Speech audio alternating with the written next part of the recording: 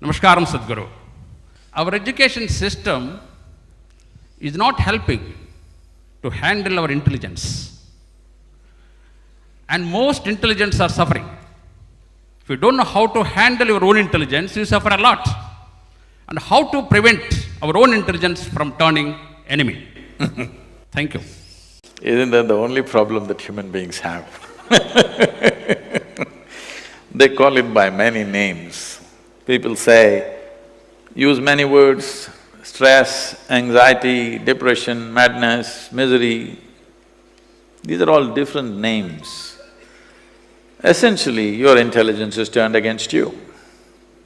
See, if you are with me and you're miserable, you can say, I'm miserable because of you, maybe. But you must try this.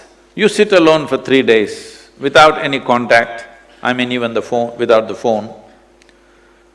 No television, no phone, no book. Simply sit by yourself, alert, not sleeping.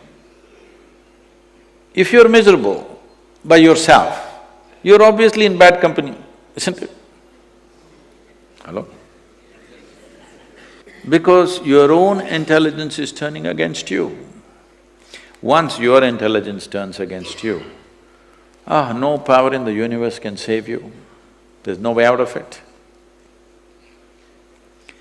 It's very important. This body, this mind, these emotions, these energies work for you, isn't it? Even if the whole world turns against you, this one must always work for you. But right now, you can call this ill health, you can call this misery, you can call this whatever. Essentially, your body, your mind turning against you, isn't it?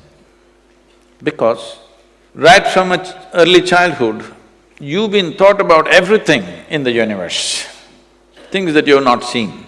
Everybody is talking about an atom. Nobody has seen one. I'm not saying it doesn't exist. What I'm saying is, if you do not even understand the one that you live in, how is it that you understand all these fantastic things that you've not seen? So, unfortunately, at the school level, I would say further even at college and PhD level, science is running like religion. What is written in the book is ultimate. This is the way of the religion. This is not the way of science, isn't it so? Hello? Science should be exploration. Whatever is written in the textbook is true, is a religious affair. Whatever is written in my book is 100% truth and nothing else but that. This rubbish we have suffered for a long time. We don't have to take that into our future. What is written in the book is fine, somebody's knowledge. But the essence of this culture has always been to question everything. Even you must understand this. This is a nation where nobody could give us a commandment. Even when the so-called divine entities came, they could not give us a commandment. We only asked them questions. Shiva came, Adiyogi came. He opened his mouth to speak to his beloved wife. She freaks him with 1,000,000 questions. Krishna tries to speak to his closest friend Arjuna, that too at the edge of the battlefield. That guy asks hundreds of questions. He can't shut up and listen because that's not Indian. Anywhere else, if anybody who claimed to be God or God's agent or God's son or whatever, they would say, this is God's will, shut up and listen, and everybody listened. Not in this country, because we have a very ingrained scientific temperament in us, not the kind of scientific temperament of disregarding everything as it's become today. We have a different kind of scientific temperament. We question everything, but with reverence. We bow down to him and say, you are my God, but we have questions. Hello? Hasn't this been our way? This is scientific temperament.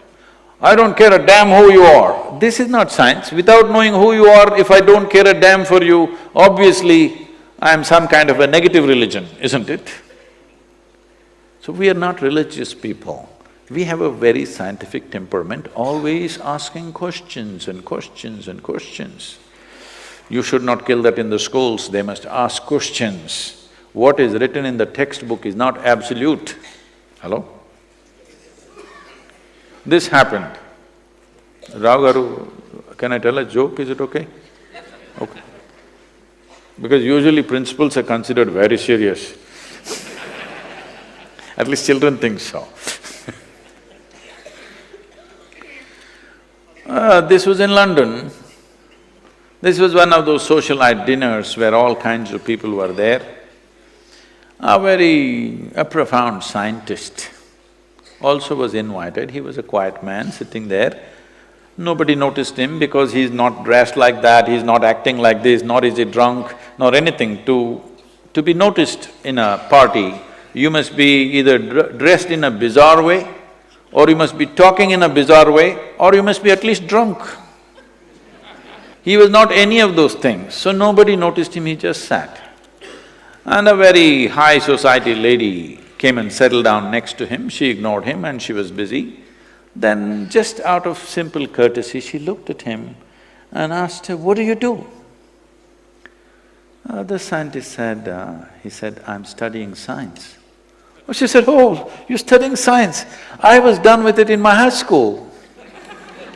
What to do? We think we can be done with science, there's no such thing. It is not done with a textbook, it's not done with a PhD, it's not done with anything, it's a constant inquiry. This sense of inquiry is deeply, deeply ingrained within this culture because we've always been a land of seekers.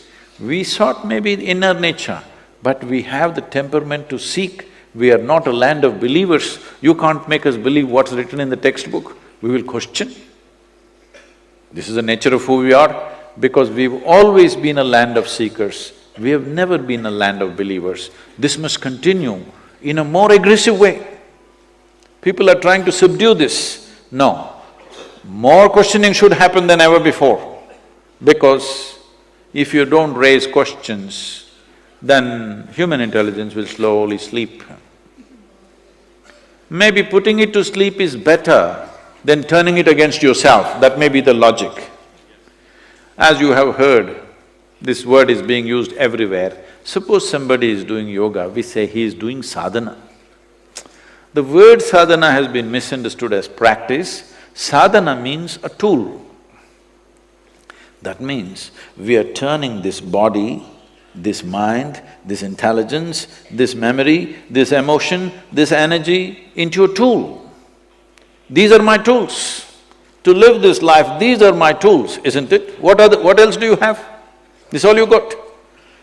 If the tools that you have don't work for you, they will become a nuisance. And tools are of immense value. Human beings, we as human beings, we are who we are on this planet compared to other creatures only because of our ability to use tools. Is that so? I'm seeking a higher opinion. Those up there, hello? Is that so? We are who we are only because of our ability to use tools, isn't it? So for example, they were showing the image of Dhyanalinga on the video. People come and when I'm speaking, if I say… if I refer to Dhyanalinga as a tool, some people get offended. Sadhguru, how can you call Dhyanalinga a tool? It's more than our life. I said, then you do one thing, you come to the yoga center, I'll give you some work. Maybe plumbing maintenance work. No tools. You can do it with your hands, use your nails, use your teeth if you wish. At the end of 3 days, most of your nails will be gone, some teeth will be gone. After 3 days, I will give you just one spanner. Will you worship the spanner or no? Hello? Yes? So you don't understand the power of a tool. So if this body, this intelligence, this bank of memory that I have, these emotions and these energies don't become effective tools in my life, I am a disaster. Doesn't need any outside help. Why most people get married is because they at least want to see I'm miserable because of somebody else. They don't want to see they're miserable by themselves, because if you see them when they're not married, they were anyway miserable. When they get married, they have a good excuse, it's because there is a way to turn this into our tools. These are our tools to be used for our well-being.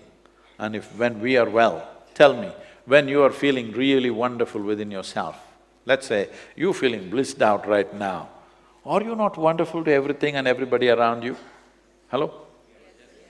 If you're feeling absolutely blissed out, I'm sure if I come and meet you, you're an absolutely wonderful human being. But if I meet you when you're angry, frustrated, miserable, you could be nasty, isn't it? Hello? This is true with every human being. So the fundamental insurance on this planet to create a wonderful humanity is, first and foremost thing is, you must be loyal to your wonderfulness. Everybody is wonderful here and there. But is it not important every moment of your life, you're loyal to your wonderfulness? If you're not loyal to anything else, it doesn't matter. You're loyal to your wonderfulness, you're always feeling wonderful within you. Now we can trust you that you are going to be wonderful to everybody. When you are feeling nasty, how to expect you to be wonderful to everybody else?